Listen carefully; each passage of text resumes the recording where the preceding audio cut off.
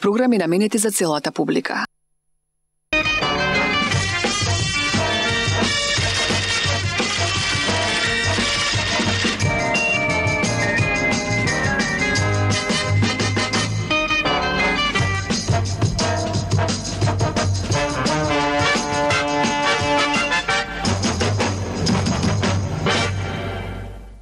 Добро вечер. Изборите во Македонија се приближуваат и како финална пречка за тие да се остварат е и законот за медиуми, кој во моментов се води тешка борба каков да биде и како да изгледа неговата форма. Затоа поканив гостин кој е можеби во моментот најкомпетентен, еден од неколкуто врвни новинари македонски кои се залагаат за демократски закон да се донесе во Македонија. Ивона Талевска, добро вечер. Добро вечер. Главен и одговорен уредник во Вечер, заменик главен уредник во Сител и во МАН како председател на управниот одбор. Не ги запамтив сите твои титулари, импресивно, Ивона. Добре дојде, драго ми е што си тука, но за жал поводот воопшто не е ниту наивен, ниту забавен.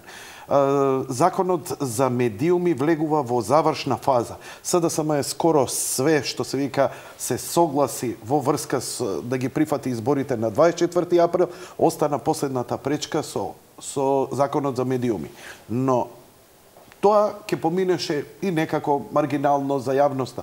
Но во суштина се случуваат многу драматични работи. Тоа што го бара СДСМ да се донесе како закон и она што вие се обидувате да го спречите, а тоа е тотална контрола од еден единствен центар да има врз медиумите. Барем како што нашите гледачи најлаички би го објаснил ова. Но ситуацијата е многу сложена. Те молам за едно опширно објаснување што во суштина се случува деновиве.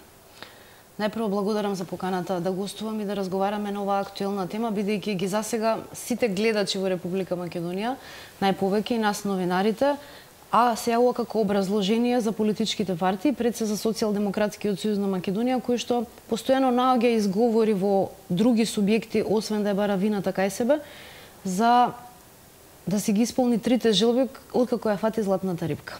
Сега одиме поред. Избори на 24 април. Голем знак прашалник е дали СДСМ ќе учествува на истите. Ние се уште не сме слушнали изјава од Зоран Заев или од Радмила Шекеринска дека го промениле својот став и дека ќе учествуваат на изборите на 24 април, тоа се да подсетиме оние исти избори кои што СДСМ самиот ги бараше. И заради кои што ја започна целата политичка криза, ја доведе Република Македонија на да добие лоши оценки од меѓународната заедница. И затоа го подпиша Пржинскиот договор. Го подпиша Пржинскиот договор, после кој што ПП рекоа не важи и не одиме ние на избори, се враќаме во собрание, не се враќаме во собрание, чистиме избирачки список, не чистиме избирачки список, сакаме државна изборна комисија, па не ќеме државна изборна комисија и сега сакаме медиуми, не ќеме медиуми. Постојано имаме некои алибија зошто не треба да се одржат изборите на 24 април. Тоа е во однос на изборите, меѓутоа ќе разговараме на таа тема малку подоцна. Да се вратиме на она што е последна точка од Пржинскиот договор, тоа се и препораките на Прибе, тоа се забелешките за медиумската состојба и насоки за нејзино подобрување. Никој во ниеден извештај нема наведено дека треба да се донесе нов закон за аудиовизуелни услуги или промена на постоечките закони. Се вели да се подобри состојбата во медиумската сфера, тоа не значи нов закон. Но СДСМ со помош на некои нивни пријатели успеа да го наметнат ставот како прашање на живот или смрт дека треба да се менува законот за медиуми и дека на тој начин ќе се реформираат медиумите во Македонија, односно дека тие како крајна инстанца ќе добијат поддршката од медиумите и така нели треба да се вратат на власт. Каков е сегашниот закон? Одличен, со европско знаменце. Кога го донесе и кој го донесе и колку беше вложено за него? Сосема на кратко само 480.000 евра чинеше изработката на законот за аудиовизуелни услуги и законот за медиуми, изгласани од Собранието на Република Македонија во 2013 година, имаат европско знаменце. На нив работеа европските експерти и консултанти, заедно со владата на Република Македонија, каде што своите забелешки ги дадовме 5 национални телевизии, ги дадовме печатените медиуми, ги дадовме новинарските асоциации ЗНМ ги даде своите забелешки, па дури и синдикатот кој што само се занимава со политика наместо со синдикални прашања, исто така имаше свои забелешки кои што влегува во тој закон. Сега сме во ситуација во која што повторно сме под притисок дека треба да се менува законот. А што се покажа законот дека не функционира, дека не е добар? Што е алибито, што е изговорот? Од каде сега овој закон кој толку имавме притисоци, бидејќи ја учествував во тие преговори кога идевме во Холидејн, кога доаѓа германци, словенци и што ти ја знам кои се не ни држаа лекција дека ни треба закон за медиуми, дека мора да го донесеме законот за медиуми и го донесовме под нивни директиви, под нивни притисоци, најевропски што може. Што не функционира со тој закон? Што е оправданието? Еве, не наше од МАН, туку од ЗНМ, например. Што не им чинеше, бидејќи они го одобрија, се согласија на тој закон. Сите политички фактори се согласија. Од каде сега не чини тој закон? Немаме ние заклучок или некаков писмен документ со наведени точки од ЗНМ или од СДСМ зошто законот за аудиовизуелни и медиумски услуги не чини. Значи таков документ не постои. Немаме ни став. Значи едноставно барање нов закон. Не е поентата барање нов закон. Крајната поента е контрола врз медиумите. Ама не знаат како да го направат тоа, па викаат, ајде сега ќе го менуваме законот. Крајната поента, ќе дојдеме до крајната поента, ајде додиме поред за да не создадеме забуна кај гледачите. Забуна кај мене, ја не можам уште да немаме забелешка дека претходниот закон не чини. Значи никој не дал писмена забелешка дека претходниот закон не чини. Тој функционира во пракса веќе 2 години. Неговата примена реално стартуваше од мај минатата година, бидејќи тој период беше оставен како меѓуфаза за прилагодување на сите медиуми кон истиот. И сега ние имаме 6-8 месеци од примената на новиот закон, носиме нов закон. Значи, 8 месеци беа доволни да видиме дека не функционира тој закон, а што правевме претходно? Добро, тие што не советуваат, тие што учествуваат, тие што ни даваат Дувњак, не знам, Прибе и така натаму, сите тие европски советници. Сега си го газан зборот, се согласуваат дека треба нов закон, дека треба нов закон, еве. Не, тие просто велат треба да најдеме решение за политичката криза и треба да биде постигнат компромис. Тоа се тие универзални дефиниции и реченици кои што ќе ги добиете од дипломатите, па вие видите што ќе правите внатре. Нив ги интересира резултати и решение. Не ги интересира дали законот е добар или не е добар законот. Не ги интересира ни дали европски или не е европски законот. Тоа е добро објаснато. Нив ги интересира решение на политичката криза и постигнување на некаков компромис, за да тоа се брои дека е и нивни успех. Тука завршува муабетот. Нас не засега законот. Ги засега сите телевизии во Република Македонија, сите печатени медиуми, сите интернет портали и цела медиумска сфера ја засега. Вклучително јавниот сервис Македонската радиотелевизија. Не ги засега ниту ВМРО-ДПМН, ниту Социјалдемократскиот сојуз на Македонија, ниту меѓународните представници. А сите тие преговараат за законите за медиуми. И ние сме ставени во подредена позиција да се информираме од втора рака што се зборува на тие преговори и да реагираме на веќе доставени преговори без да се земнат автономните идеи кои што потекнуваат од самите медиуми. Тоа се случува во моментот. Вечерва, според моите последни информации кои што ги имам, господинот Ван Хојте кренал раце од законот за медиуми, односно од предлог законот кој што е ставен како последен на маса, со образложение и тврдење дека тоа не е негов закон. Значи вечерва имаме пресврт во состојбата. Предлогот кој што вчера доцна вечерта го добивме, денеска Ван Хојте... Од кого го добивте? Го добивме по собствени канали. ЗНМ си го доби, предпоставувам, од Ван Хојте. Ние си го добивме по наши собствени канали. Тоа се насоките од Ван Хојте кои ни пристигнаа? Насоките од Ван Хојте, вчера што беа насоки од Ван Хојте денеска на преговорите вечерва кажува дека тоа не е негов предлог закон, дека тоа е предлог закон на СДСМ. Аха, добро. И дека треба да се разговара по тој предлог закон. Иако, како се вика, вчера социјалдемократите се обидуваа постојано и тоа го направија, да извршат притисок дека тоа е предлог на меѓународната заедница и на Ван Хојте, по кој што нели треба да се разговара, да се преговара и како таков да се усвои на крај без никакви забелешки. Значи вечерва имаме промена во состојбата, што е добра вест. Дури без забелешки. Добра вест, тоа е добра вест. Дека Ван Хојте го кажал тоа е добра вест. И повеќе детали ќе имаме во дневникот во 23 часот, колегата Александар Спасовски ги следи преговорите таму. Да се вратиме ние сега на законот и на конкретно тоа што се случува. Значи до завршување на емисијата ќе можете и поконкретно да видиш. Се надевам дека да. никој никаде не кажал дека претходниот закон не чини, него дека законот мора да се менува заради некаков политички атер и компромис кој што треба да биде постигнат благодарение на политичката криза креирана и создадена од СДСМ. И тука завршува муабетот. Ние мора да се прилагодиме на тоа. Затоа што сметаме дека во ред, во крајна линија сите ние сакаме да видиме Република Македонија како членка на НАТО и Европската унија, така тука сме согласни. И ние сакаме да излеземе од политичкава криза и да заврши оваа агонија што побрзо, да дојдат избориве 24 април што побрзо и да се расчисти ситуацијата. Сакаме да бидеме крајно конструктивни. И ние тоа го правиме постојано давајќи сопствени предлози и до преговарачите кои што учествуваат во тие преговори, и до меѓународните посредници представници, до странските амбасади, но и до нашите конкуренти како што е ЗНМ, како што е синдикатот, тоа Сдруженијето невладино и така натаму, ги даваме своите предлози на увид за да бидат имплементирани во измените во законите кои што ќе се носат и на тој начин да се постигне компромис кој што ќе биде во интерес на сите. Значи политичките партии даваат предлози кои што мислат дека треба да бидат усвоени, ние даваме предлози и да се најдеме некаде на пола пат. Што се случува? Да се вратиме во декември кога стигнува првиот предлог од СДСМ кој што е најблагоречено скандалозен. Пред да го даде СДСМ својот предлог, на јавните дебати каде што лично учествував, ги дававме своите мислења, изборувавме за тоа што треба да биде предмет на дискусија, не законот, него што треба да се подобри во медиумската сфера. Тоа не значи дека треба да се менува законот.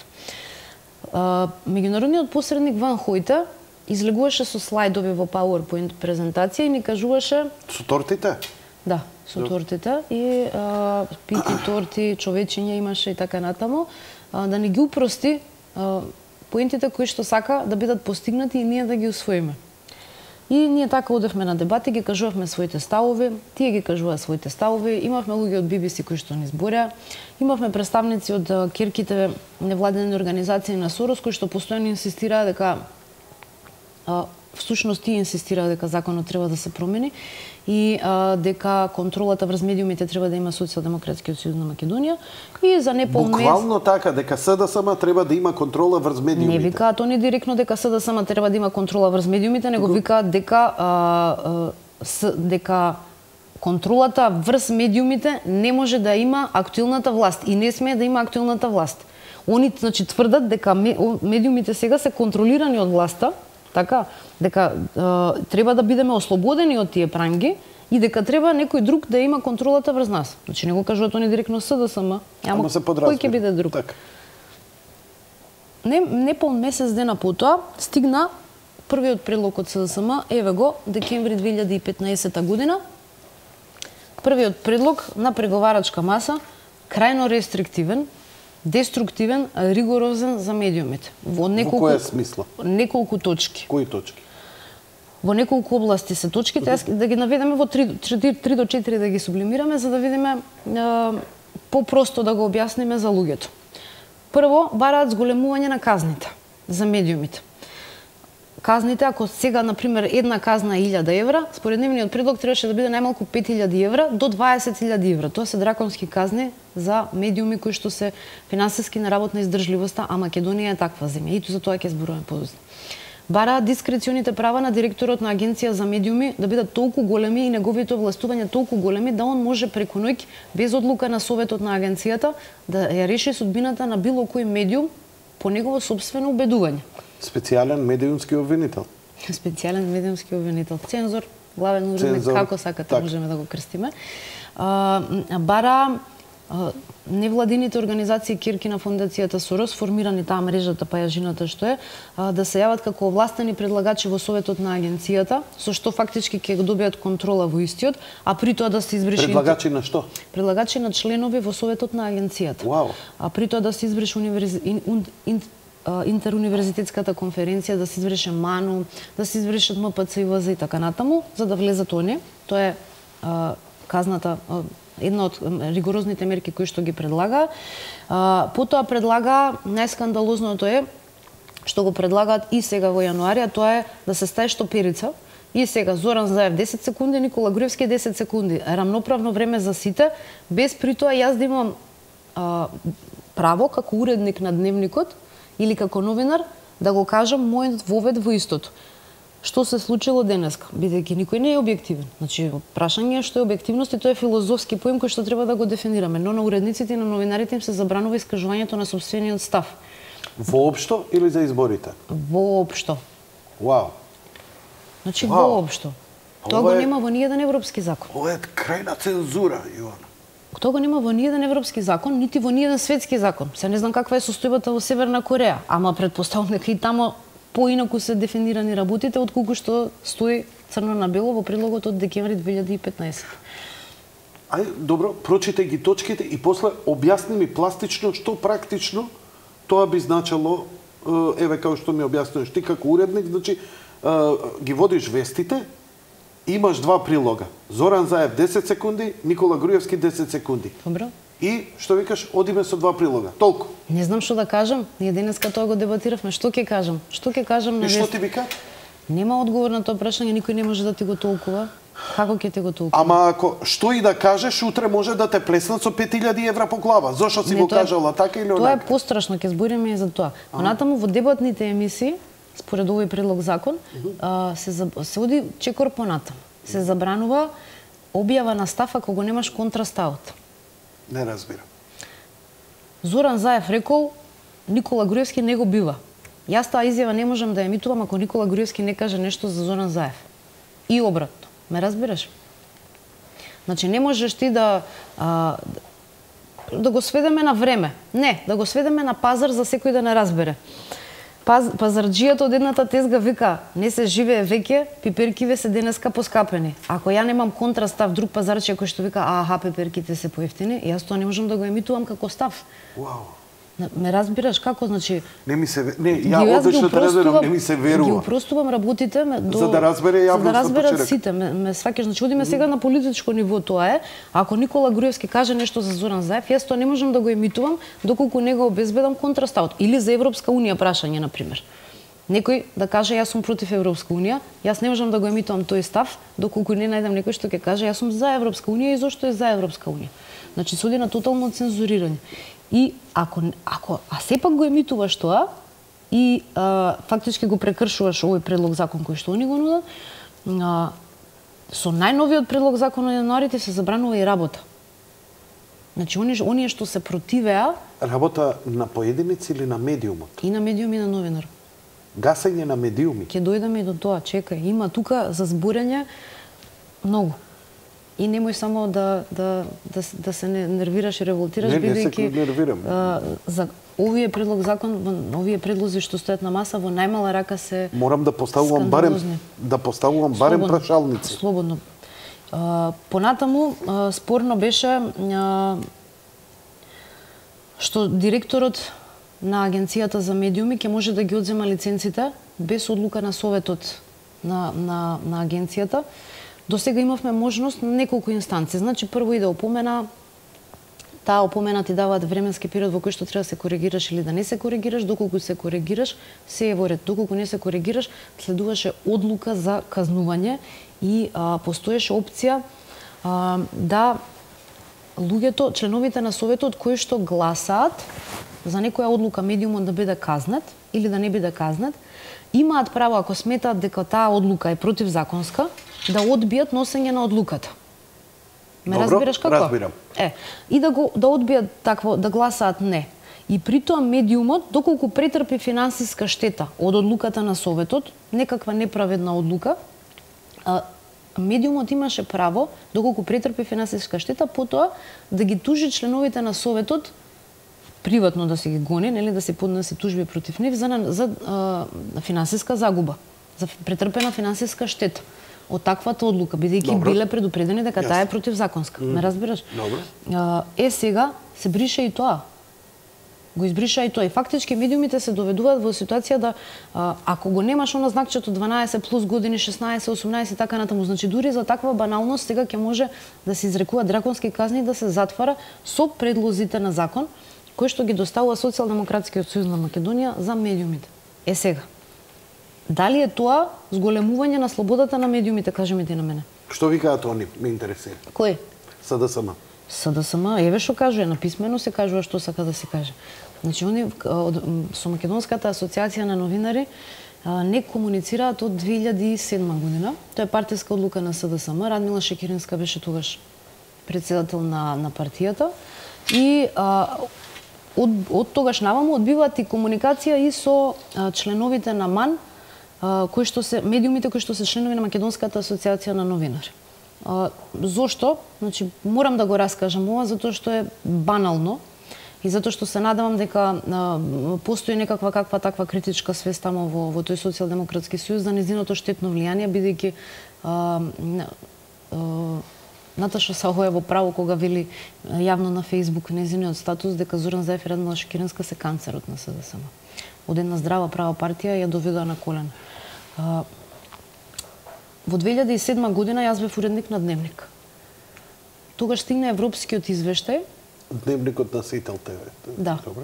И го водев Дневникот, тогаш имавме во 18 часот, не беше Дневникот. И стигна европскиот извештај и ги договоривме премиерот Никола Груевски и тогашната председателка на опозицијата Радмила Шекеринска да гостуваат и да дебатираат за европскиот извештај. Критиките, добар ли е, не ли е добар, што треба да подобриме, како треба да подобриме и така натаму. Значи се е договорено, наместени линкови, јас, Тино, Валентин Николовски, Радмила Шекеринска, Никола Груевски. И тргаат вестите. И мене во 6:05 ми стига порака дека сопругата на премиерот се пораѓа во моментот. И дека човекот се извинува и дека не може физички да стигне. И јас што треба да му кажам? Како треба јас да изреагирам во таа ситуација да му кажам, нели? Во рете, друг пат ќе направиме дебатата. Радмила Шекеринска мислеше дека ние сме ја наместиле.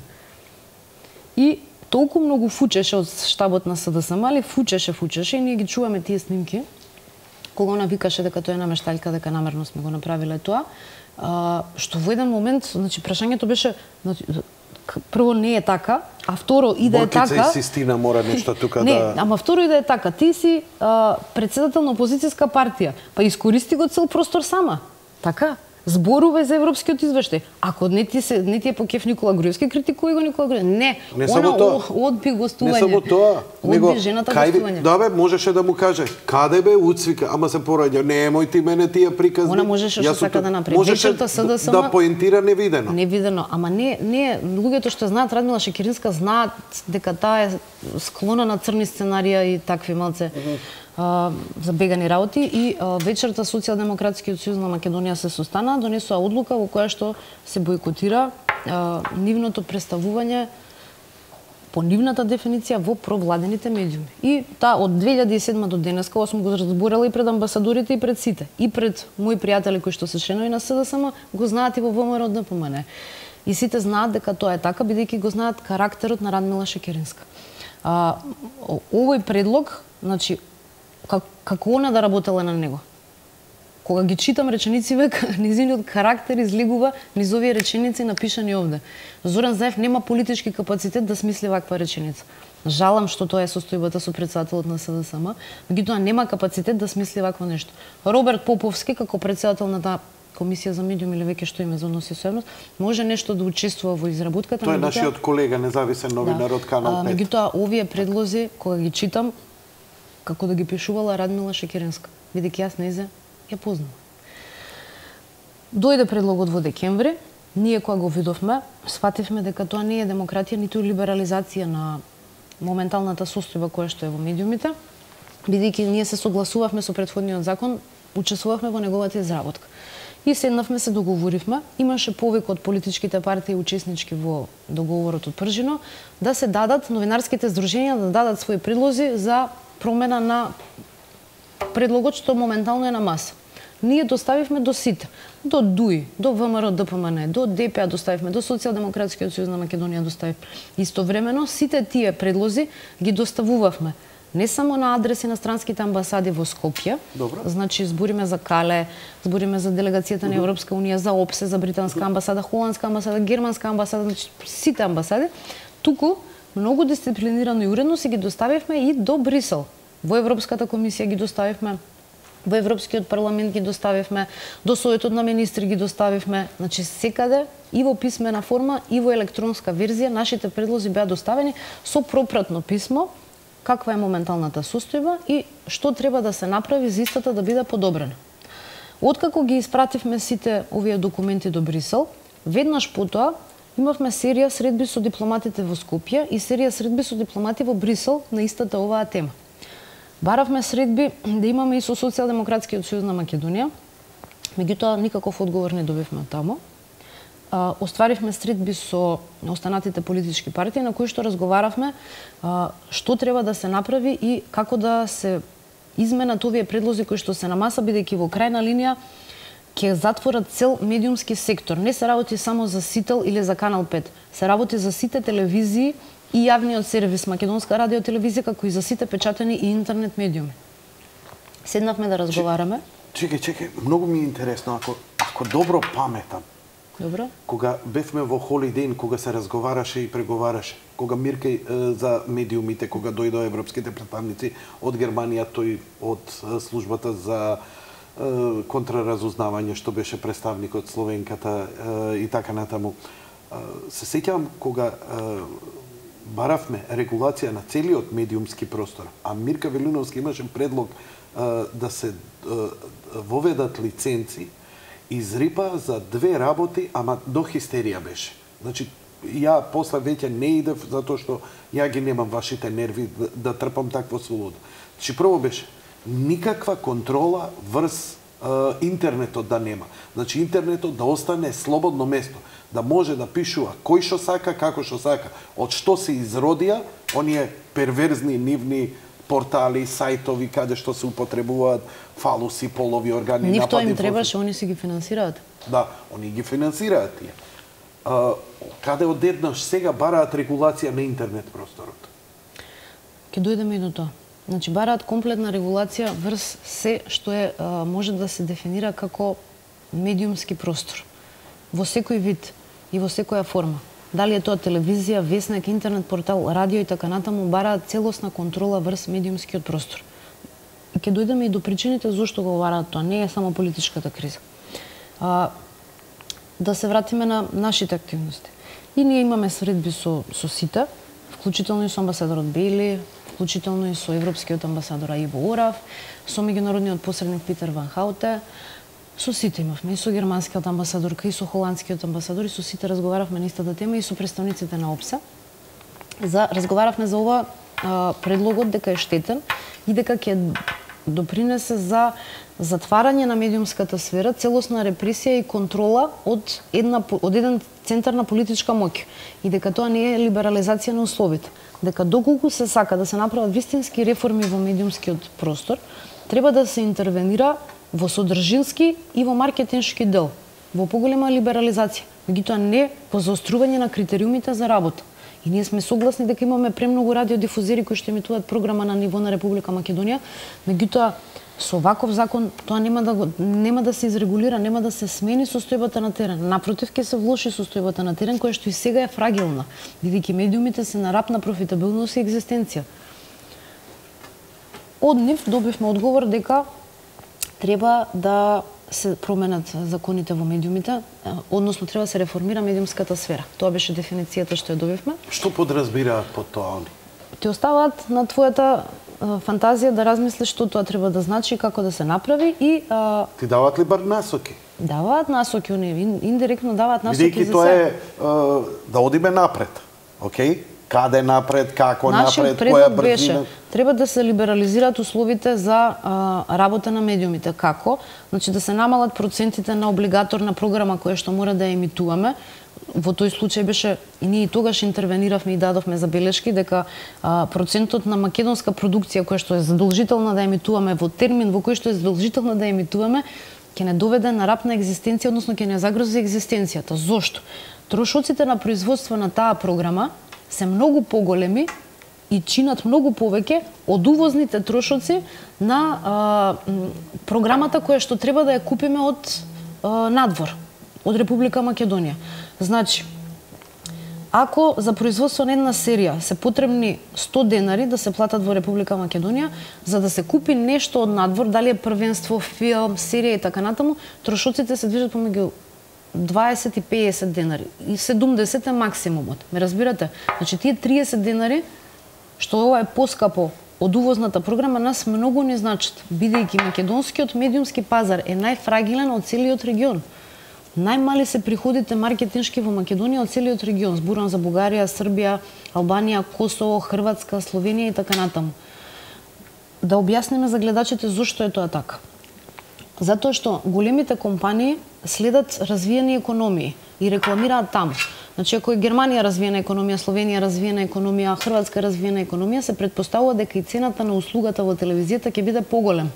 Во економии кои што имаат помала стапка на развој или се во фаза на раст и развој, цената на секундата е поевтина. Значи, економијата го следи медиумскиот простор и обратно, медиумскиот простор ја следи економијата. Тие параметри се врзани еден со друг.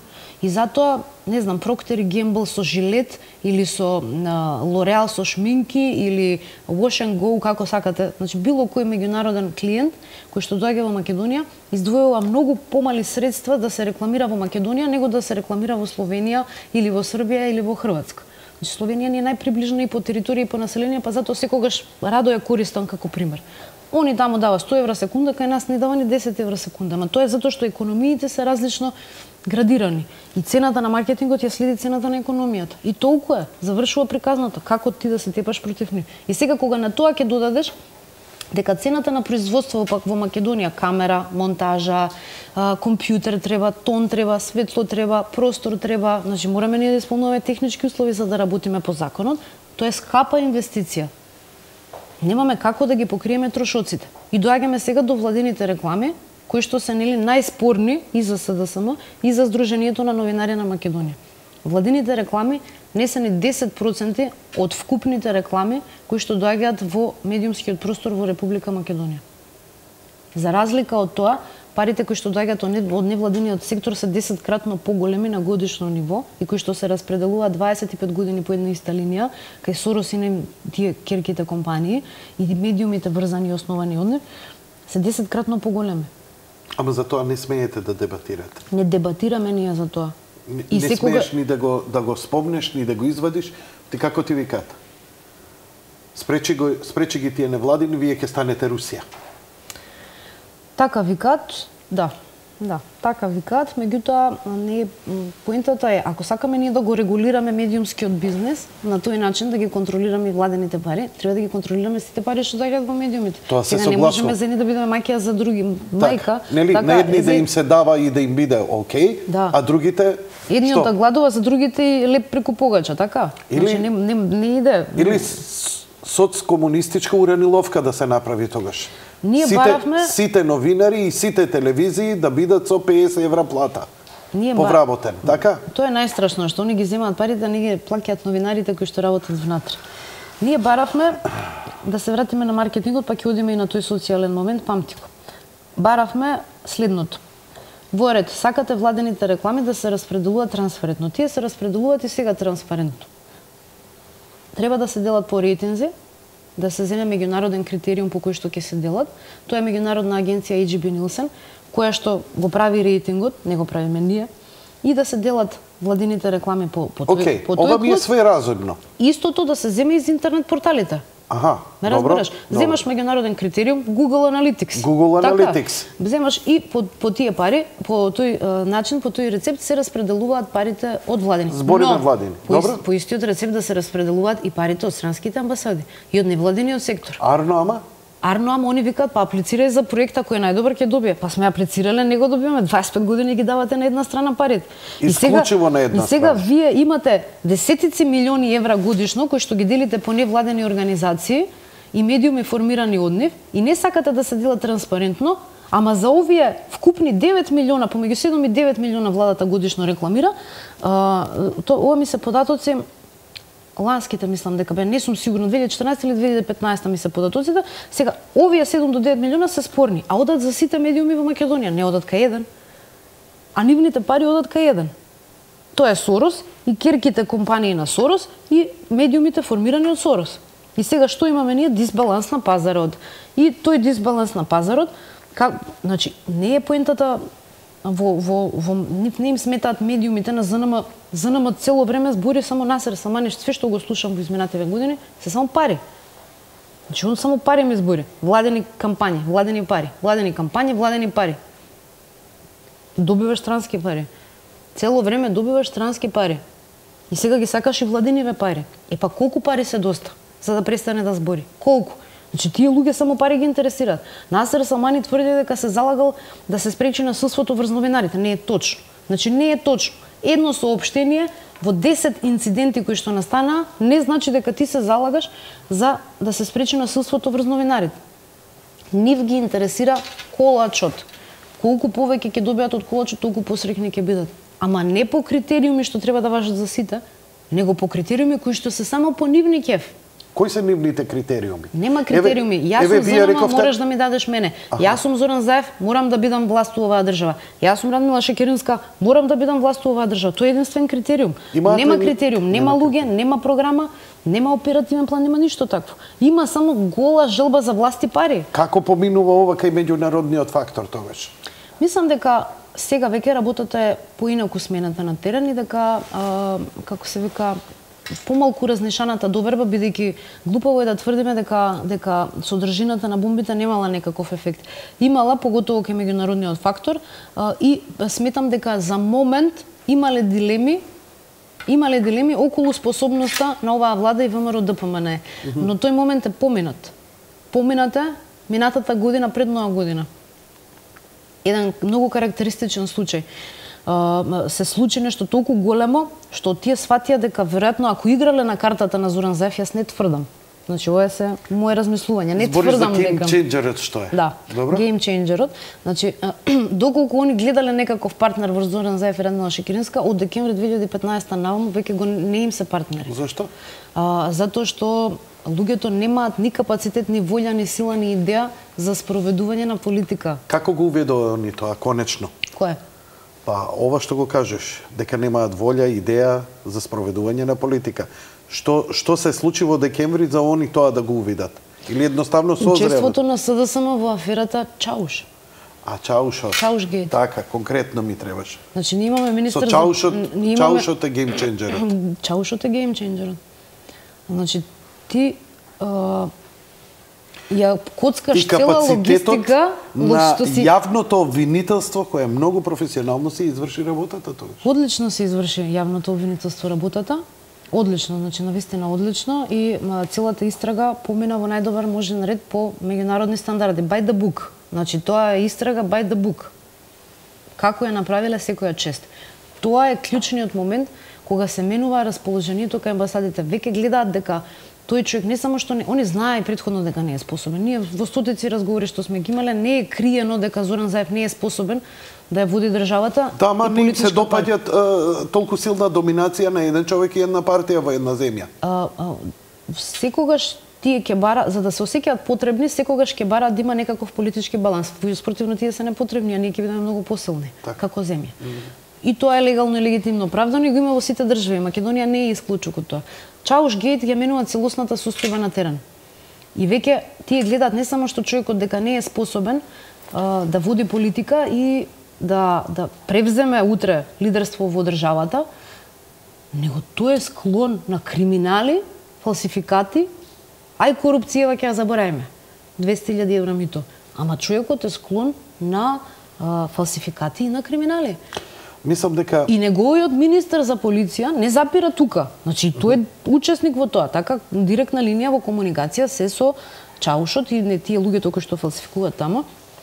Па потоа прави друга лага и отвара нова афера со меѓународна компанија. Значи не со наша локална тука некоја, него со меѓународна компанија германска и тврди дека направиле фалсификат возачки исправи. А при тоа тој претходно им испратил допис во кој што потврдува нели дека се прави замена и дека е направена грешка. Значи колку треба да си да не употребувам тешки зборови. Ограничен. Колку треба да си ограничен од 1 до 10 за да цела таква логистика што си ја имал и шанса ја прокоцкаш само затоа што ти имаш локален капацитет за фалсификување и прање криминали. Значи колку треба да си ограничен? Ивона, ќе те замолам да направиме кратка пауза. Долго беше ова излагањево, има уште многу детали кои треба да ги покриеме со сево ова. Се враќаме веднаш, почитувани гледачи.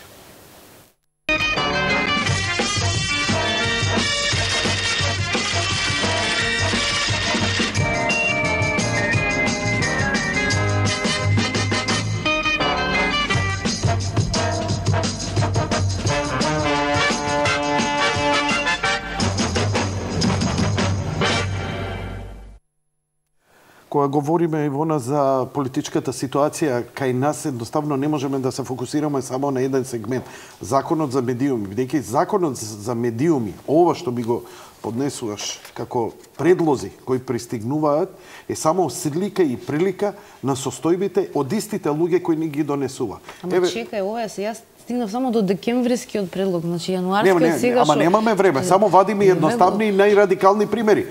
Што сака да каже Тамара Чаушидис во на незино агресивно, вулгарно однесување, крајно непрофесионален настап, каде што глуми, кај што вика платениците ќе ги тргнеме. Кои се бе тие платеници? Си извинувам, дали она платен? Јас сум платеник, јас земам плата. Така, ти си платеник, земаш плата од својот медиум. Кој не е платеник? Она е од Господ пратена за монашена, па црпната од нива и работи за без пари, само за идеали. Кажи ми кои се критериумите? Пошто е она светица, а јас сум грешникот? Јас стварно имам кај себе вишок на емоции, затоа што немам одговор на прашањата. Дали јас те замолив на почеток да не се нервираш кога ќе збориме? Не, ама треба да збориме за ова. Треба да збориме и ќе збориме за ова. Значи, да завршиме со медиумскиве закони. Многу се важни. Поригорозен е предлогот што сега социјалдемократите го ставиле на маса од декемврискиот во неколку точки. И тоа е опасна работа што ја предлагаат. Они сакаат да бидат, Зоран Заев сака да биде главен уредник на Македонија. Јас тоа го ставив на наслов на вчера. Знам. Отиде. Зоран Заев сака да биде главен уредник на Македонија. Сега, освен што ги укинуваат инстанците, значи тоа што ни забрануваат да имаме, да размислуваме со сопствен мозок и да кажуваме сопствени ставови, стои и во новиот предлог. Стојат сите точки, изменети се следните. Веќе немаме како медиуми инстанца жалба. Се укинува правото на жалба по било кој основ. Сега директно ќе се гаси медиумот и казните не се веќе од до, него е само 20.000 евра, највисоката оставена. Нема право на жалба веќе. Децит, директорот вика, ти од денеска не работиш на агенцијата и ти од денеска не работиш. И толку е. Советот ќе донесе одлука да се угаси некој медиум. Кога ќе донесе одлуката да се угаси некој медиум, тогаш директорот ќе има улога на англиска кралица. И кој ќе се нафати да ја врши таа функција? Никој нема да се нафати да ја врши функцијата, директор на агенцијата за медиуми. Она што исто така е... Не се сомнева во човечката природа да се нафати над било што. До сега, Собранието ги верификуваше мандатите на членовите на Советот по предлог на овластените предлагачи кои се наведени во законот. Сега, на барање на СДСМ, Собранието ќе ги избира. Тоа е квалитативно сосема различна позиција и функција. Членовите на Советот, Собранието само го верификуваше нивниот мандат, а сега соросоидите предлагаат дека за некој да стане член на Советот во Агенцијата за медиуми, треба да го направи следното. Например, ти сакаш да се кандидираш, така? За да се кандидираш ти, треба они да те предложат, ама и они да ти дадат писма дека те поддржуваат, така референтни листи дека те поддржуваат како твои предлагачи. Тоа потоа да се достави до собрание. А тоа се тие, Соросовите бидејќи се невладени организации со најмалку 5 години искуство во медиумската област и успешни проекти спроведени од тоа. Освен Мани ЗНМ нема други. Значи нема други. Тоа се Соросоидите, Метаморфозис, Призма и тие сите ставени под едната капа на Сорос. Откако ќе се достави предлогот до собрание, собранието со двотретинско мнозинство да ги гласа членовите на Советот во Агенцијата за медиуми. Зошто? Зошто да? Па не се јавни функционери. Зошто со двотретинско? Па не се. Не знам јас зошто има потребно двотретинско. Океј, шпекулирај ми, кажи ми. Не знам. Значи тука ќе се воздржам, не знам. Зошто да се воздржиш? Out of mind. Затоа што е out of mind таков предлог. Ете затоа морам да се воздржам. Ама тој предлог ќе помине, Ивона. Не знаеме дали ќе помине. За да поминат предлозите, ако сакаат странците да се донесе квалитетен закон во Република Македонија, мора да се земе во обзир мислењето на фелата. Значи мора Македонската асоциација на новинари, Македонската медиумска асоциација која што ги обединува 5 национални телевизии и ЗНМ да ги дадат своите предлози. Значи само така ќе се добие квалитетен закон. Или да препишете некој европски закон, така? Кој што рече Илија Димовски. Ама кој гарантира дека тој може да се примени во Македонија? правилата и условите за работа се сосема поинакви во Белгија, во Чешка, во Полска и во Македонија. Па со Косово се разликуваме и со Бугарија, не со Белгија, така? Добро. Но, еве прифатливо е, нека дадат европски закон да видиме кој е. Тој европски закон да го локализираме за македонски услови, па да работиме. Овие предлози се крајно рестриктивни. Значи, крајно рестриктивни. Невидено е нешто. Наместо да размислуваат да се намали данокот од 18 на 5%, да се намалат казните од 20.000 на 5.000 евра, да се укине облигаторното емитување македонска продукција од 50% на 10% максимум да биде, и тоа во време кое што телевизиите како пластелин сами ќе се измоделираат програмата. Они ми даваат дупло порестриктивен закон од оној кој што сега финансиски ги гуши медиумите. Значи тоа со која цел? За да дојдат на власт. Тие сметаат... Како да дојдат на власт со овој закон? Како може да дојдат на власт? Не, они мислат дека медиумите нив ќе ги донесат на власт. Па да ги подсетиме дека во изминатите 20 години СДСМ... Нели избирачкиот список беше проблем? Заради избирачкиот список биле украдени изборите. Сега го контролираше Советот во Агенцијата за медиуми и тогашниот Совет за радиодифузија. Добро. Значи ги контролираше медиумите. Ги контролираше. Колку пати изгубени избори? Многу пати. Значи не носат медиумите некого на власт, така? Очигледно не. Не очигледно. Не носат медиуми, народот носи некого на власт. Или народот казнува некого да го симне од власт. Не носат медиумите. Ние му переме мозок на народот според нивните кажувања. Не му переме ние мозок на народот. Има доволно телевизиски канали, доволно весници, доволно интернет портали и кабловски и сателитски канали. За народот да е информиран. Значи, кабловската има 70% покриеност во Македонија. Што е крајната цел? Како да ги донесат медиумите на власт? Што значи тоа сега? Латас да излегува и да прави прилози со песнички, со пеперучиња за СДСМ, за Заев, колку е убава Радмила, колку е шармантен Заев. Што треба? Или да не се збори ништо? Не. Тотал игнор. Експлицитно треба да се плука ВМРО ДПМН Никола Груевски и резултатите на оваа влада. Значи експлицитно треба да се плукаат за они да се почувствуваат среќни, задоволни и за да осеќаат дека имаат простор да добијат довербата од народот. Зошто да плукам нови автобуси? Зошто да плукам нови возила за брза помош, нов воз, нови патишта, затоа што тоа е партиска пензи. стратегија на Социјалдемократскиот сојуз на Македонија. Ама не знам зошто без оглед надвор од думот ми е. Ворете, тоа е нивно легитимно право. Не е легитимно право, Јанко. Не е легитимно право. Значи воопшто не е легитимно право ти да сакаш да инсистираш да се објавуваат само црнила. До кај ќе стигнеме како држава и како народ? Кај ни е менталната хигиена и кој ни е степенот на еволуција? 25 години сме независна држава, не може тоа така. Ама колку медиуми имаат они нивни кои со тоа се занимаваат исклучиво со црнила? Ама затоа е СДСМ таму каде што е 10 години. Затоа они не можат да добијат ниедни избори во изминатите 10 години. На 24 април ВМРО ДПМН ќе ја слави 10-та јубилејна победа. Значи вака. 10 изборни циклуси е фијаско. 10 изборни циклуси СДСМ треба да се самораспушти и да се формира нова партија. Значи, јас мислам дека Бранко навечер не може да спија заради ова што се случува со СДСМ. Катастрофа. Значи, 20 години они ги контролираат медиумите, 10 години губат избори. Па што се медиумите проблем? Не се медиумите проблем. Не е ни Никола Груевски проблем. Не е ни доминацијата на ВМРО ДПМН е проблем. Проблем е, немаат кадри. Значи, 4 проблеми има СДСМ. На една рака се бројат. Немаат кадри. Тие што вредат кадрите ги дислоцираат и ги тргаат за да се заштити криминалот во партијата. Таа партија е длабоко корумпирана 25 години и никогаш не собраа храброст да решат октоподот, да го решат октоподот во собствените редови. Тоа е проблемот на СДСМ. Втората работа, нема програма. Кога ти си видел на СДСМ програма? Никогаш. Вистината за Македонија ли е програма? Не е програма тоа. Не е програма. Јас во изминатите 10 години не сум видела програма, а ги чувам сите до пред 10 години програми на СДСМ ги имале здрави програми. Здрави програми имале тие луѓе. Имаше.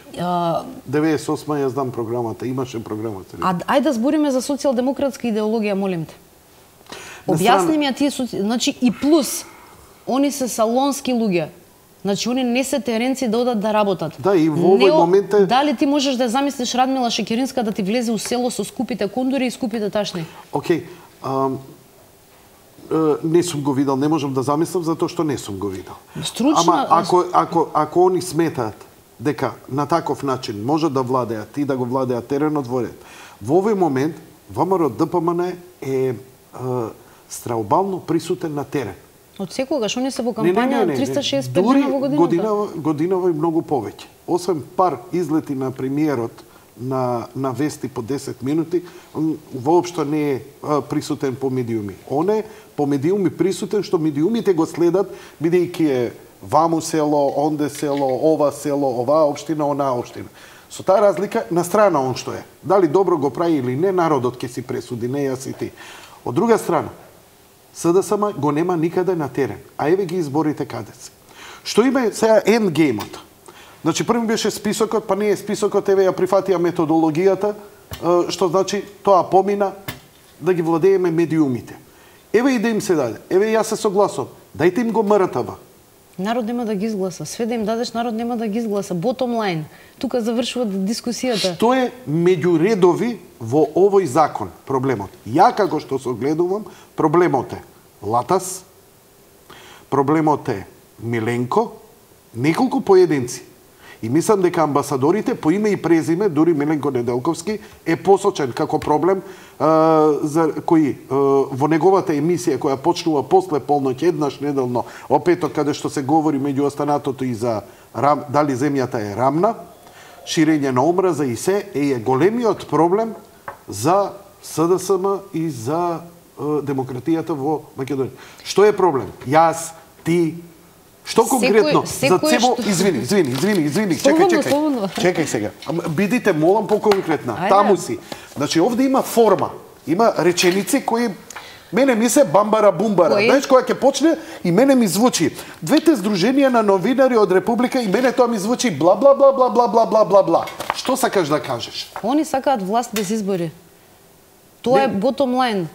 Тоа е целата суштина на политичката криза и проблемите кои што ги прават. Власт без избори. Музика, Лед Цепелин и Девид Бови до крај на мај месец. Еве од мене. Што е проблем? На вести нема едиторијал. Океј бе, согласете се. Дајте им ја цела МРТВ. Главен и одговорен уредник што сакаат да прават во МРТВ. Свој луѓе да вработат. Све да им дадеш. Еве све да им дадеш на тацна, еве земјата, што би рекол Миленко. Еве земјата.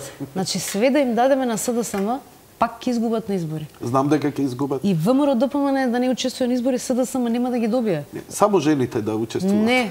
Значи еве ВМРО ДПМН да прогласи дека не учествува на избори, СДСМ нема да ги добие ни тие избори. Народ нема да ги гласа. Просто е работата. Немаат луѓе, немаат политика, немаат идеологија, кадри и не работат на терен. Тогаш што е поентава? Што треба да се постигне со ова? Ова е крај на СДСМ. Значи 24 април е крајот на Зоран Заев и Радмила Шекеринска и они се свесни за тоа. И свесни се уште пред да почне оваа политичка криза, бидејќи не испорачаа резултати за партијата, нити ја реформира, нити донесоа нови луѓе, нити постигнаа некаков резултат. Напротив, полоши резултати има. Значи ова е крајот на овој СДСМ што го гледаме, каков ќе биде во иднина, не знам. И дали ќе постои исто, не знам и не можам да тврдам. Но тоа е крајот. Значи дури и да има и да нема избори, во било која варијанта ова е крајот на СДСМ. Што е тогаш проблем со датумот? Еве се прифати методологијата. Тоа е купување време и играње со време. Нема зошто купување време? Зашто? Затоа што немаат, затоа што ќе ги изгубат изборите. И што ако купиш време? Што е разликата помеѓу? Се надеваат на чудо. Кој треба да го направи тоа чудо? Некој за нив. Кој? Некој за нив. Кој за нив? Во моментов. Треба да ги прашаме кој работи за нив. Не знам. Дали би се осмелила да спомнеш имиња и презимиња или специјални некои организации? Они тактизираат со датумот и ако приметуваш, прават како во шах се скокаат како коњ, наму натаму, не е никако коњче, него како пиунче, затоа што им треба маневарски простор за да видат што ќе прават со себе си после 24-ти. Сериозна е состојбата. Многу посериозна него што на мене и тебе не изгледа. Зошто? Од две причини. Затоа што внатре партиски на СДСМ му е дојден крајот. Значи, луѓето бараат промена на Радмила Шекеринска и Зоран Заев. Без разлика што поедини нивни блиски луѓе тврдат дека он е човекот што го симнал Никола Груевски од премиерската функција. Значи, без разлика на тоа тврдење, партијата не е консолидирана. Станата е кривопаланечка без број. И сега во една таква ситуација, кога е известно дека нема да ги добијат изборите, они тактизираат, дај сега ни смета ова да го пролонгираме датумот за 1 мај, ај сега не е избирачкиот список не е прочистен, ќе пролонгираме на 15 мај. Зошто? Па не Ама пак ни не тоа можам да отвориме на разберам. септември. Океј, ја се обидувам во логиката. Да ја најдам во тоа. Што е тоа чудо? Катица Јаневска треба да го уапси Никола Груевски да издаде налог, што? Они многу би сакале да се случи тоа. Арно, ама? Многу би сакале да се случи тоа, меѓутоа Катица Јанева во овој момент е компрометирана. Самата се скомпрометира себе си. Со приемот на материјалите. Со многу работи што ги направи од првиот ден на незиното назначување. А требаше да биде многу транспарентна и требаше да биде Така е, надеж на овој така е. народ да ја потврди Така е. што е лага, У нас што е ја вистина, прокоцка кој е животната шанса и историската улога да направи нешто добро за Република Македонија. Животната шанса затоа што на човек не му се поклопуваат картите и приликите така да стане прв специјален јавен обвинител во Република Македонија во едно турбулентно време, значи тоа е сон веројатно на секој од обвинителите во Македонија, тоа е врв во професијата. Значи тоа е личната шанса што е прокоцкала, а историската шанса за да направи нешто добро за Македонија е во фактот што работи пристрасно. Значи жената како да потпишала членска карта за Социјалдемократскиот сојуз на Македонија. Не ги зема во обзир сите работи кои што треба да ги работи специјалното обвинителство. Се фокусира на работи, според она што до сега е објавено од незина страна, на работи на состојби содржини кои што произлегуваат од незаконски стекнатите прислушкувани разговори. Ние не знаеме дали Катица Јанева ги има или ги нема. Што има во нив? А и она не кажува дали ги има. Какво вештачење е направено? Дали Зоран Заев зачувал нешто за себе? Дали распоредил кај Чаушот, кај 600, значи се работи вака, да само да го кажеме гласно, за да се работи за 600.000 разговори на 20.000 луѓе, меѓу кои најголем дел се приватни граѓани. 100.000 граѓани. Зоран Заев рече 100.000 граѓани. 100.000 граѓани. 100.000 граѓани. Значи, најголем дел од тие граѓани се приватни лица, бизнисмени, луѓе кои немаат никаква доперна точка, а кои се можност да бидат утре уценувани со тие материјали. Они И втора работа, известно време со материјалите. Со Чауш не беа пронајдени само патни исправи и лични карти. Беа пронајдени 7.000 разговори од овие бомбите. И тоа поминува кај нив глад, никој не збори за тоа. Тоа се разговори со кои требаше да биде уценуван дуи и исламската верска заедница, колку што мене ми е познато. И тоа поминува глад. Они рекетираат со тие разговори бизнисмени низ Македонија скоро цела година, од 9 февруари минатата година, кога почна... Имаш сигурни извори за ова? Контактирам ја со луѓе. Да? Значи, знам и кого го правеле тоа. Они рекетираат со преслушкуваните разговори и тоа трае веќе извесен период, не е од сега. Веројатно ќе се следи судски процес за тој начин на работа на Социјалдемократскиот сојуз на Македонија. Но битно е да напоменеме дека Пржин, ако нема избори на 24 април, договорот од Пржино пропаѓа. Тоа на СДСМ му е јасно како белдан, така? Ако пропадне договорот од Пржино, пропаѓа специјално јавно обвинителство. Пропаѓаат промени во изборен законник. Целиот изборен систем се враќа назад и се руши, моменталниот нема да постои. Пропаѓаат и преговорите за медиумите. Значи ќе се вратиме назад. Ако нема избори на 24 април. Така? Колку што мене ми е познато, оставката на Никола Груевски, за која до последен ден вика нема да даде, се спрема за протести, Твитер следиш ти повеќе од мене. Знаеш дека се спрема за протести да идат, бидејќи немал да даде оставка. Откако даде оставка, сега е проблем зошто ја дал оставката, а врз основа на оставката сега ќе имаме и само распуштање кој парламентот, собранието ја прифати, а сега во февруари, 60 дена пред изборите, собранието треба да се само распушти. Така. Сега се обидуваат да ни кажат дека тоа било незаконски, неуставно, или не знам што, не можам да сватам. Го толкуваат на свој начин. Ама се она што они го бараа е тоа, мене колку ми е јасно. До толку им е удоволено, што мене ми создава агресија кон овие другиве. Атерџииве, ВМРО, ДПМН, Груевски, све им дадовте. Ова е too much. И ми се допадна само еден момент кога рече ова е крај, вика. Или ова ќе се спроведе, или не важи договорот од не важи договорот, ресет на све. Па ресет на све, така е. Така. Свесни ли се и меѓународниот фактор дека тоа ќе се случи конечно? Свесни се, значи странците немаат причина Македонија да стане нестабилна држава. Апсолутно немаат никаква причина за тоа. Меѓу другото, затоа што со години не подготвуваат да станеме членка на Европската унија и на НАТО. Втората работа е заради мигрантската криза која што се случува сега. И третата работа е, бидејќи може ќе ти звучи смешно, меѓутоа навистина е така. Република Македонија е регионален пример за меѓуетничките односи. Тој концепт треба да биде спроведен и во Косово и на Босна. Значи, тој концепт што е применет во Република Македонија со меѓуетничките односи, односно со рамковниот договор Панама, треба да биде спроведен и во Босна и на Косово. Значи, така што странците немаат интерес. Бевте во право новинарите кои викавте дека сме тест полигон уште од тогаш. Да. Еве сега како се применуваат тие тести. Странските дипломати немаат причина Република Македонија да биде нестабилна држава. И затоа тие сакаат што побрзо да се реши со политички преговори ова што Зоран Заев и Радмила Шекеринска. И затоа инсистираат на 24-ти да се одржат сепак изборите. Така е. Изборите ќе ги има на 24 април. Ако ми дозволиш, Насер Селмани, не знам кога е ова објавено, според неговото стои дека е пред 4 минути. Може ли да ти го прочитам тебе и на јавноста? Тој е статусот, јас го видов пред да дојдеме во емисија, туку што го ставил, дека предлозите на дека ние не се слагаме со предлозите на Ван Хауте, кои што тој смета дека се најдобри што може да постои, така? Да. Карикирано. Значи, медиумите што денеска известуваат дека предлогот на СДСМ за реформи во медиумите е ист со предлозите на посредникот Питер Ван Хауте, ја излажа и брутално ја манипулира македонската јавност. Што значи СДСМ и Ван Хауте немаат исти ставови и предлози за реформи во медиумите. Има суштински разлики меѓу двата предлога, а ваквите брутални спинови се прават со цел да го дискредитираат предлогот на Ван Хауте, ама верувајте, во тоа нема да успеете, затоа што зад него стојат силно гаранторите на договорот од Пржина, амбасадорите Бели и Орав. Знам дека не ви е лесно, мора да одработувате за власта, ама сепак мора да имате малку повеќе почитување кон професијата од која го заработувате лебот.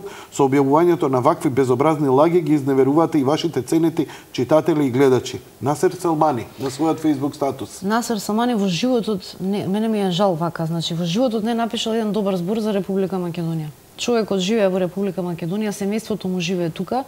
Еден добар збор нема напишано за Македонија, да пофали некого барем од Македонија, ама за тоа сите странци што доаѓаат за него се најдобри.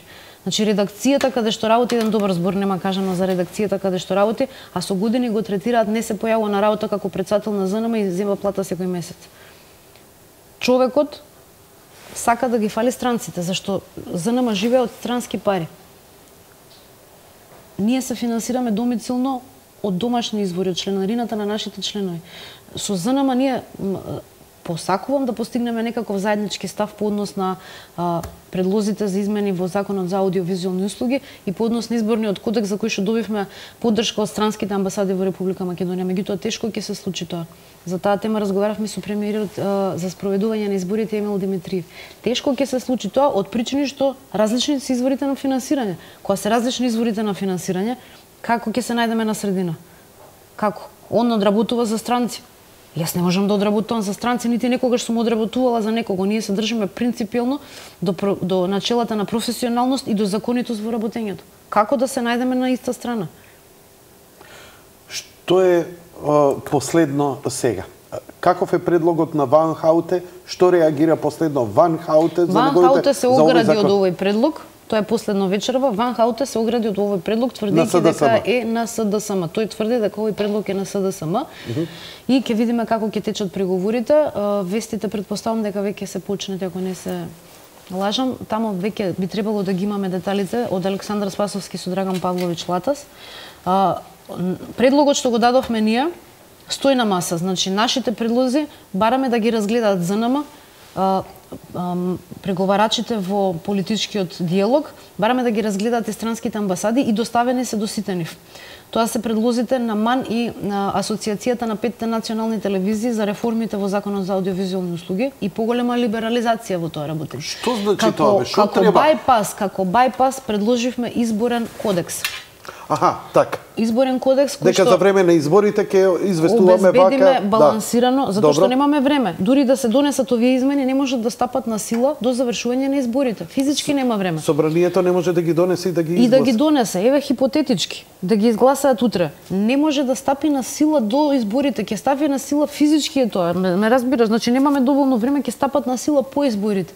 Значи пак сме го промашиле овој период. Така, да не го промашиме овој период, а да постигнеме компромис. Предложивме изборен кодекс, Добро. поддржан е од Агенцијата за медиуми. Добро. Премиерот Емил Димитриев рече дека е одличен. Странските амбасади дадоа поддршка. Го дадовме ние уште во фазата на изготвување до сите амбасади и меѓународни посредници. Добро. Облигаторен е за сите медиуми и учесниците во изборниот процес, односно политичките партии, и бараме засилен мониторинг од Европската унија и ОПСЕ. Океј, што е проблемот? Нема проблем. Тој изборен кодекс ќе го подпишеме сега, но ЗНМ не сака да се вклучи во истиот. Со месеци ги бараме да седнеме да се договориме. Зошто? Не сака човекот да седне. Насер Салмани не сака да седне на иста маса со нас. Точка, период, децид.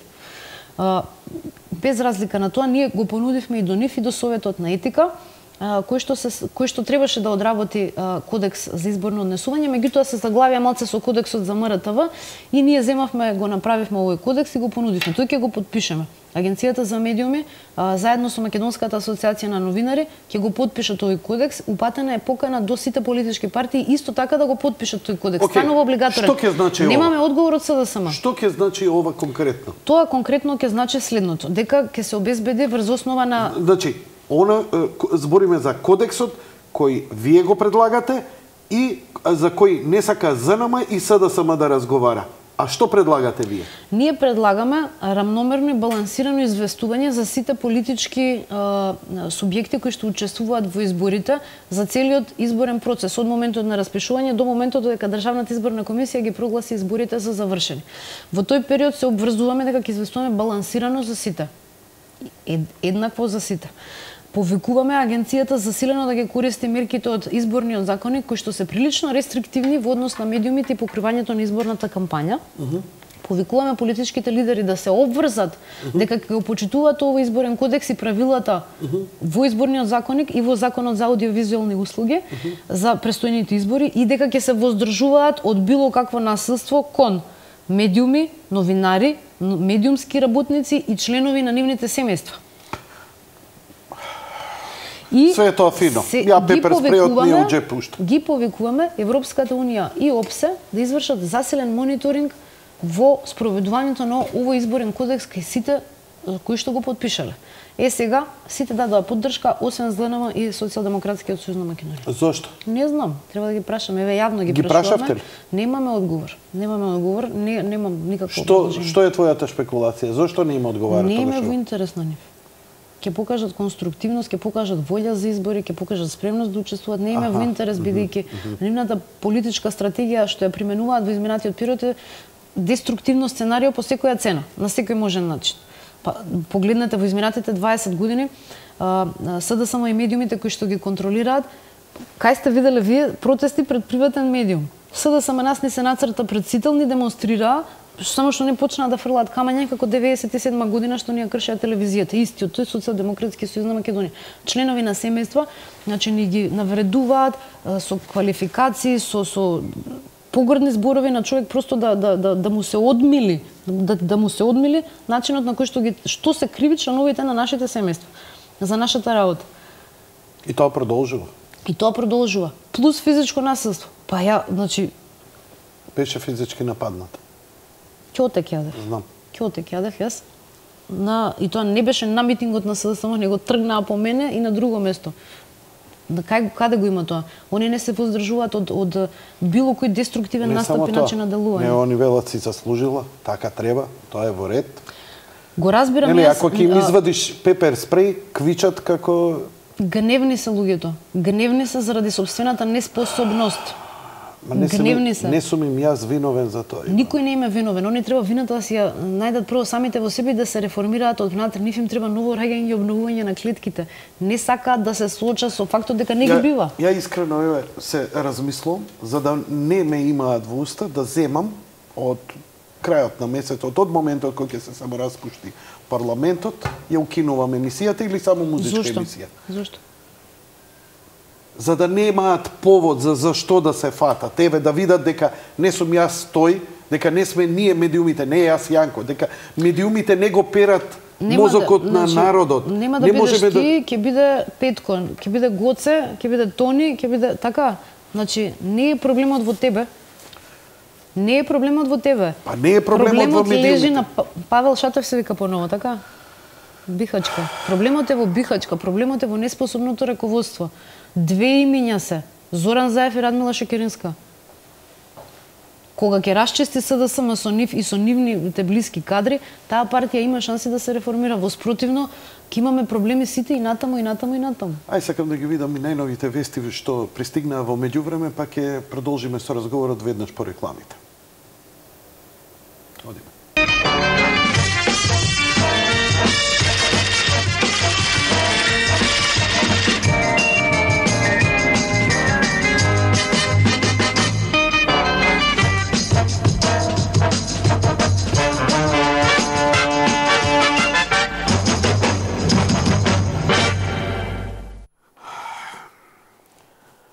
Се обидувам да бидам коректен и она што во говорот за да бидејќи целта не ми е говор на омраза или омаловажување еден на друг, ама ми е барам логика. Добро.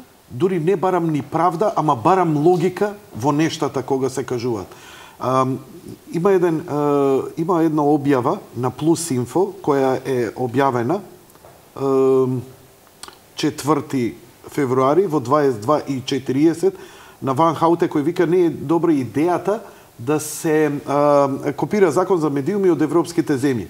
И вика Питер Ван Хауте ги повика политичките партии да постигнат што е можно поскоро компромис за регулација, според него потребен нов закон за медиуми кој нема да биде копија на законодавството од друга земја. Зошто? Не е добра идејата да се копира од европските земји, да се земаат закони од нив затоа што вие имате различен правен систем, друг устав, друг менталитет. Друг менталитет. Вашите медиуми не може да се споредуваат со медиумите во други земји, затоа молам обидете се да го искористите она што го имате и да го подобрите тоа. Питер Ван Хауте вечерва во Скопје. Чекај, менталитет. Неговава изјава вечерва полошо звучи од изјавите на Орбан за ромите, значи катастрофа. Каква беше на Орбан за ромите? Расистичка. Аха. Расистичка изјава. Значи, Питер Ван Хауте е дојден тука да си одработи својата дневница. И што подолго трае тоа, ќе биде подобро за него. Ако може сега да потреби уште некој ден за тој да заработи повеќе пари, ќе го прави и тоа. Фактот дека го одбиваат предлогот, он фактички го одбива предлогот, ама не треба да го одбива предлогот на ВМРО ДПМН да се донесе било кој европски закон, покажува дека фактички насловната на вечер е сосема оправдано направена, дека тоа ќе биде закон на Зоран Ван Хауте. Нема да биде закон за медиуми, нема да биде закон за аудиовизуални услуги, тоа ќе биде законот на Зоран Ван Хауте. Зумира ја сликата чисто да се види. Иако за момент ми влеа малце оптимизам информацијата дека се оградил од предлогот и дека тоа е предлог на СДСМ. Помислив дали е можно човекот малце да го смени ставот, бидејќи он е познат по фактот дека едно зборува на маса, друго кога ќе излезе надвор. И сега стига информацијата дека изјавил дека ние немаме европски менталитет. Што сме ние? Амазон, прашума, нецивилизирани луѓе, немаме европски менталитет. Каков менталитет се извинувам имаме ние? Бидејќи поминува многу време со Зоран Заев и Радмила Шекеринска, не ме чуди неговиот заклучок дека ние немаме европски менталитет и дека сме во некој вид заостанати во тој дел. Пошто само таков впечаток можеш да добиеш дружејќи се со такви луѓе. Имаат ли коментари, например, за случувања во собраниево, викање, трескање, агресивни напади, вербални и така натаму, кои ни прават едно дежаву кога беше повод Бранко да излезе со масата пред собрание, кога требаше да има судир на двете групи да почне конфликтот во Македонија, Мајдан.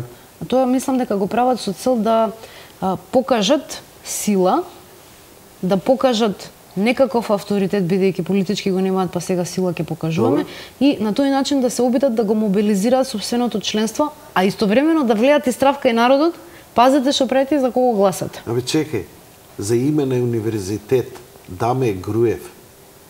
За име на универзитет Даме Груев. Да не било Даме Груев, да било Страхил Гигов. Страхил Гигов и Даме Груев да ги ставиш на иста маса. Абе, тоа е како, не знам, француска торта и муфла. Во ред е да дебатираш ти за имиња. Ама кога преминуваш во насилство, значи кога преминуваш во инциденти по секоја цена и создавање криза, тоа е проблем. Дали ова shape of things to come, што не очекува во наредниот период? Мислам дека работите ќе завршат на 24 април. Не сакам да бидам песимист и да кажам дека влегуваме сега во општа тепачка. Бидејќи СДСМ влегува во општа тепачка. Евидентно е работите кои што ги прават дека водат во насока на општа тепачка. Тоа се го сакаат они. А мора да се задржи целосната смиреност и посветеност во вкупното работење. Нас како медиуми работа ни е да ги информираме граѓаните објективно за тоа што се случува во Република Македонија. Не сме име да потпаѓаме на провокациите кои што секојдневно доаѓаат и од штабот на СДСМ и од нивните ботови по интернет што ги имаат и што не тролаат и на Твитер и на Фејсбук и така натаму, и инцидентите кои што се обидуваат да ги направат на улица. Значи мораме да бидеме крајно воздржани. Провокации имаме секој ден. Секој ден провокација за насилство. И Вона, што е за тебе воздржување? Пак онака крвава да те фотографирам како тогаш кога дојде? Или идиоти кои ќе ме заскокнуваат овдека во парк, да ги оставам, да ми пцујат родители, деца, сопруга? Биди воздржан. Не можам. Ја пепер спреј носам и ви велам, секој што ќе ми приде и ќе биде невоспитан, ја ќе реагирам така. Ја нема да го тепам, ја нема да го пцујам, ја нема да разговарам со него, ја само ќе се обидам да го отргнам. Може нема пепер спреј, пипс ќе земам.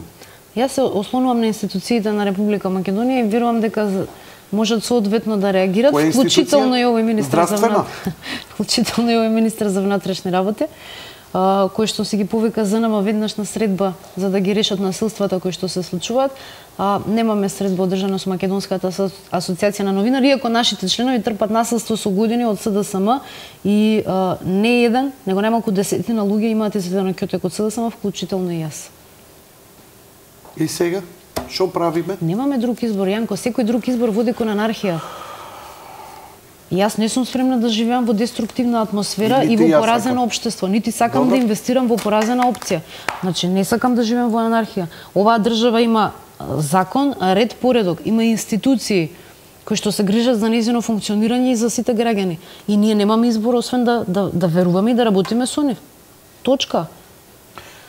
Ај мене и тебе. Некако имаме да се обратиме и нашиот глас е погласен кога ќе бидеме загрозени. Така, медиумите ќе ги објават, има доста медиуми кои ќе го пренесат тоа.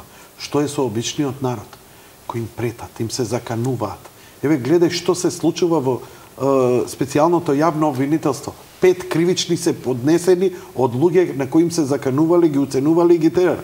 Вечерва убиецот, специјалецот кој е обвинет во затвор кај Катица е на распит вечерва во овој момент. Секој треба да ги искористи сите законски можности кои што си ги има и права како граѓанин на Република Македонија. Ама не ги се почитуваат, бе, Ивона. Што кога? Зошто во Шведска?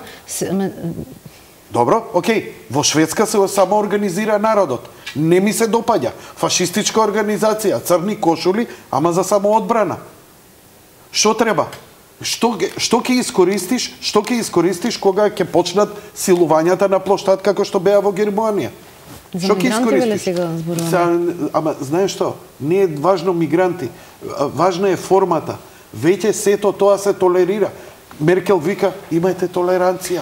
Странците ни викаат, имајте толеранција. Трпи. Ти беше претепана, ти беше крвава. Те викна некој? Не.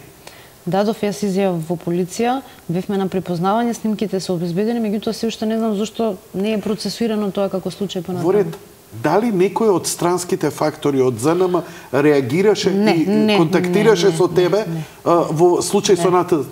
Како тоа случај на насилство кон нив? Нека ме викнат дали насилство која некој ќе те... Јанко, не се нервирај. Не, извини, ќе се нервирам. Ако не се нервирам, ќе идам, ќе ќе садам компири со мотика, ќе копам негдека на нива. Овдека сум седнат затоа што барам логика, Ивона. Барам логика. Нема логика. Ова е состојба на општ хаос. Не можеш ти да бараш логика во состојба на општ хаос.